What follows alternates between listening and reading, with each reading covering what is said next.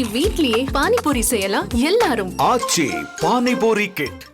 அன்புமணி தலைமையில் ஆலோசனை நடந்து வருகிறது. சென்னை சோழிங்கநல்லூரில் அன்புமணி தலைமையில் பாமக சமூக ஊடக பேரவை கலந்தாய்வு கூட்டம் நடந்து வருகிறது.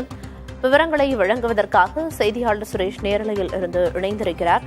சுரேஷ், இந்த ஆலோசனை கூட்டத்தில் என்னென்ன விஷயங்கள் குறித்து நிர்வாகிகளிடையே ஆலோசனை மேற்கொள்ளப்பட இருக்கு? முழுமையான விவரம் என்ன? பிரியதர்ஷினி, நாம் தற்போது இருக்கக்கூடிய இந்த சோழிங்கநல்லூரில் இருக்கும் தனியார் மண்டபத்தில் தான் பாட்டாளி மக்கள் கட்சியினுடைய பாட்டாளி சமூக ஊடக பேரவையினுடைய ஆலோசனை கூட்டம் என்பது அக்கட்சியினுடைய தலைவர் அன்புமணி ராமதாஸ் தலைமையில் நடைபெற்று வருகிறது.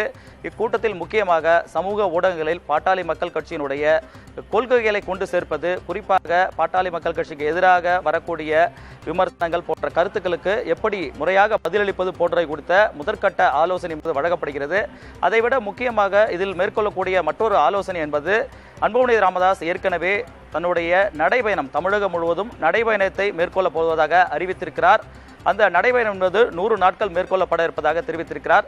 வரக்கூடிய ஜூலை 25ஆம் தேதி இந்த நடைபயணம் என்பது தொடங்க இருக்கிறது. இந்த நடைபயணம் மேற்கொள்ளும் பொழுது அதற்கு முன்பாக சம்பந்தப்பட்ட ஒவ்வொரு தொகுதியிலும் 234 தொகுதியிலும் அங்கு இருக்கக்கூடிய மக்கள் பிரச்சனைகள் என்ன, விவசாயம் சார்ந்த பிரச்சனைகள் என்ன, மேலும் அங்கு இருக்கக்கூடிய மற்ற தேவைகள் என்ன என்பது குறித்து இந்த சமூக ஊடக பொறுப்பாளர்கள் மற்றும் தன்னார்வலர்கள் இவர்கள் கட்சிக்கு தெரியப்படுத்த வேண்டும். அதற்கு உங்களுக்கு சம்மதமா என்பது குறித்து ஒரு ஃபார்ம் என்பது வழங்கப்பட்டிருக்கிறது.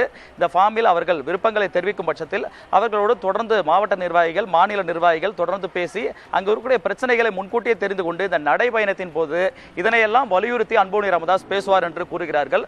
அதே போன்று அன்புமணி ராமதாஸ் மற்றொரு முன்னெடுப்பையும் இந்த சமூக ஊடக நிர்வாகிகள் மற்றும் தன்னார்வலரோடு தெரிவிக்கும் கருத்து என்னவென்றால், இந்த நடைபயணம் மேற்கொள்ளும் பொழுது கட்சி சார்ந்த இந்த நடைபயணம் சார்ந்த கருத்துக்களை மக்களிடம் கொண்டு சேர்க்க சமூக ஊடகங்கள், குறிப்பாக ஃபேஸ்புக், ட்விட்டர், வாட்ஸ்அப் போன்ற சமூக ஊடகங்களை பயன்படுத்தி எப்படியெல்லாம் கருத்துக்களை மக்களிடம் கொண்டு சேர்க்க வேண்டும் என்பதற்காகவும் இந்த ஆலோசனை என்பது நடத்தப்படுகிறது.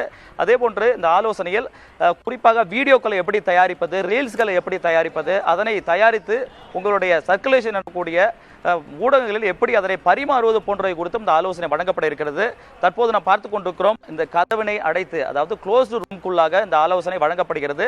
கட்சி சார்ந்த நிர்வாகிகள் மற்றும் அவருடைய தன்னார்வலர் என சொல்லக்கூடிய அந்த கட்சியினுடைய தன்னார்வலாக இருக்கக்கூடிய இளைஞர்களுக்கு மட்டுமே இந்த ஆலோசனை வழங்கப்படுகிறது. ஏனெனில் அவர்கள் இதை முறையாக கற்றுக்கொண்டால் தங்களுடைய கட்சி அடுத்த கட்டமாக வளர்ச்சிக்கு பயன்படும். அதே போன்று அவர்கள் கூறுவது என்னவென்றால், தற்போது ஆட்சியில் இருக்கக்கூடிய திமுகவுக்கு எதிராக இந்த பிரச்சாரம் நடைபயணத்தை மேற்கொள்ளப் போகிறோம், மக்களிடமிருந்து திமுகவினுடைய ஆட்சியை நாங்கள் அகற்றப் போகிறோம் என்று கூறிக்கொண்டிருக்கிறது காரணத்தால் அது குறித்தும் தற்போது ஆலோசனை நடத்தப்படுகின்றன. ஏற்கனவே மக்கள் பாதிக்கக்கூடிய அரசால் ஏற்படக்கூடிய பல்வேறு சிக்கல்கள் என்ன, இது குறித்தும் இதில் ஆலோசிக்கப்பட்டிருக்கிறது.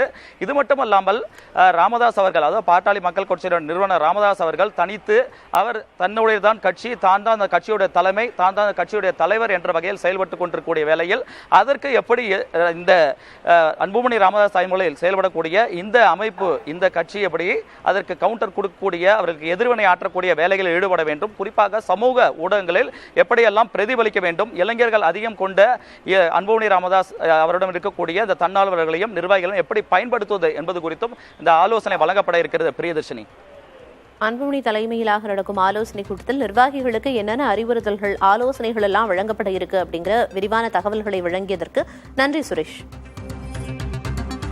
இனி வீட்லயே பானிபூரி செய்யலாம் எல்லாரும். ஆச்சி பானிபூரி கிட்.